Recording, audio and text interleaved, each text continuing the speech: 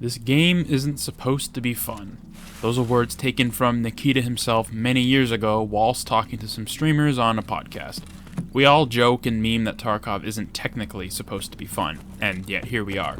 There are tens, if not hundreds of thousands of players for this game, all willing to try to put up with the BS Tarkov has to offer because the experience it delivers is unique to only itself.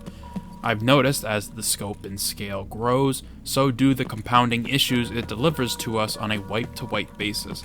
This will very much be a subjective conversation today.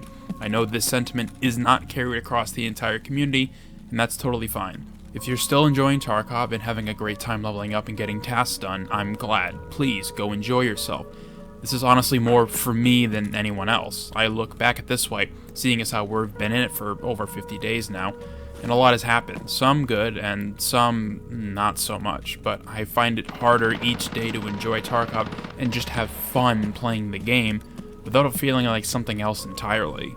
I think it's safe to say that this wipe has been the most tumultuous wipe on launch we've ever gotten. Reserve was bad, and Lighthouse was definitely rougher on the edges as well, but I don't think either of those come close to Streets. So many back-end issues are still alive, even now. The map itself has gotten better and more stable, but it still doesn't hold a candle to how good Reserve plays now, even with a D2 expansion. I wonder if there are people who can't even run the map because their PCs aren't powerful enough to do so, and the map hasn't been optimized enough for them. The map itself is awesome and will only get better as time goes on and they choose to expand it. But if the map is this rough day one, how bad is it going to perform even after just one expansion, even if that one is fairly small? People still talk about performance even to this day. I just hope that some level of salvation comes sooner rather than later, but I'm not really holding my breath. It's difficult to just go into a raid and enjoy myself. Even with a beefy kit, I usually just end up dying before the armor or weapon I am using gets any time in the sun. And while yes, that's part of the expectation you have when you play Tarkov, you can only deal with that so many times in one night before you just throw your hands up and downgrade to a rat rig with Mosin, or something akin to that kind of kit, or just closing the game entirely. And even when inside the raid, you notice a lot of the little things on their own aren't really that big of a deal. Little rubber band here and there, maybe a cracked sniper scab that just has it out for you and only you.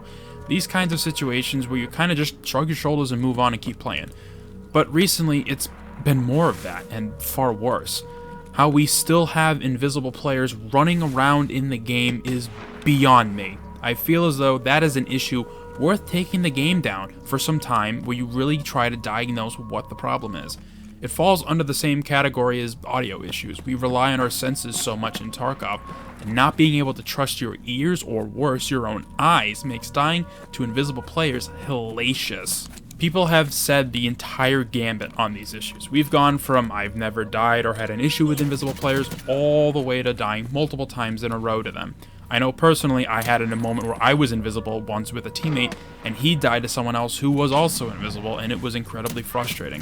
What makes it worse is that it's still in the game. Like I said before, the game should have gone down for hours once the issue was brought to BSG's attention. This is very close to a critical game bug as you can get. Any further over the line and we run into crashes and stuff of that sort where the game is actually unplayable. So for the fact that we're still playing the game and this is still happening is really, really disappointing. So, we know about these issues. The laundry list is rather substantial. So what's to be done? BSG has said many times they're working on resolving these issues, and to their credit, I believe they're doing the best they can to get them fixed. But in the meantime, that hasn't stopped the community from taking matters into their own hands, at least as much as they can. Many people have taken to Discord to try and create something similar to Counter-Strike's Overwatch system, where footage of potential cheaters is submitted and people go and watch the footage to try and discern if the person is actually cheating or if it was just typical Tarkov jank. And to those people taking the time out of their day to do that, I fully commend you. It's not easy to look at footage without full raid context and make that kind of call, where you know without a shadow of a doubt that the person is cheating before sending the clip to wherever it needs to go. But here's the thing. We shouldn't have to do this in the first place. We shouldn't have to feel responsible for policing the game and trying to do what BSG and BattleEye seem to struggle with somewhat. I mean, are people doing this in the wrong? Absolutely not, no. I'm glad people are willing to take up the mantle to try to make the game even just one less cheater in the game, which is great. but I just wish the systems that were already in place worked as intended, and we could confidently say BSG's anti-cheat worked, and that it worked well. But it doesn't, and what does that leave us with? The community basically says, fine, I'll do it myself. Again, props to anyone that is trying this, but you shouldn't have to. You know what I'm saying? Like, it just should work. And I think the most repulsive thing that has been brought to light recently is the idea that bringing gear for your teammates or getting gear from other people that are in your group can get you banned for 60 days because systems at play see what's happening in raid as some form of RMT, when in reality it could just be me giving teammates gear back from previous raids because they died and I managed to get it out. They've really doubled down on this and pretty much said anyone who's gotten hit by the ban hammer is staying that way. So just for the time being, I guess don't group with people, and if you do, just don't take gear from them, which is asinine to think about.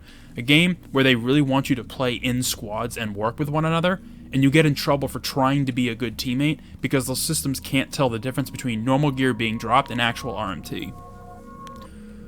Why would you even try to play the game with friends if at any point you could get shut down and basically have no reason as to why? That level of fear and hesitation is very palpable right now, and it's one of the underlying reasons why I play as solo as much as I do. And when I do play with friends, it's the very specific handful of people I've been playing with for years. And forget even trying to find new people to play with, you know? One might be a bad actor and try to get you banned, which is messed up beyond belief. It's reasons like everything I've mentioned so far, man, but this one takes the cake why this game is not fun right now. There are no set rules for this, and if there were, only a select group of people would know about this, which is atrocious. At this point, any goodwill and faith they've gotten for fixing recoil and making movement usable is gone in my eyes. There is a level of, I guess I'd call it scathing distrust from BSG that is blatantly being shown here. I think that's also what's frustrating, is that we must rely, once again, on stalwart community members like OnePeg, Pestily, all these other people that, you know, sound the alarm and let everybody know about this, instead of official BSG members going out online and telling this to everyone. Only people within the content creator community see these happen live, and any message that they put isn't sent to just the mass audience. So how are people going to know not to group with randoms so they don't get flags for RMT and can't play for 2 months? I don't know, man. It blows my mind. It really does. Again, this is very much a subjective conversation. I hope everyone else is still having fun with the game despite all of these issues being tacked on one another. But I really can't look past everything that is going on right now and call into question what is still getting me to open this game and load into a raid.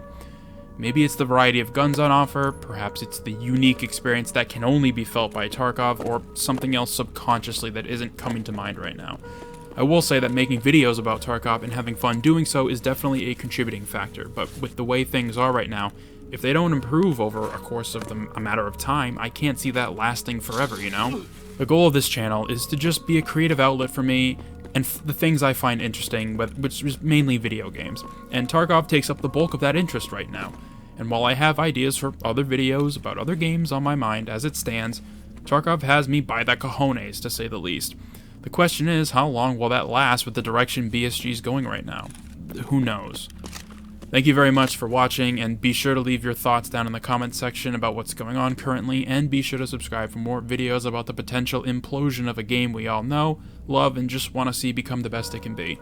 I hope to see you in future ones.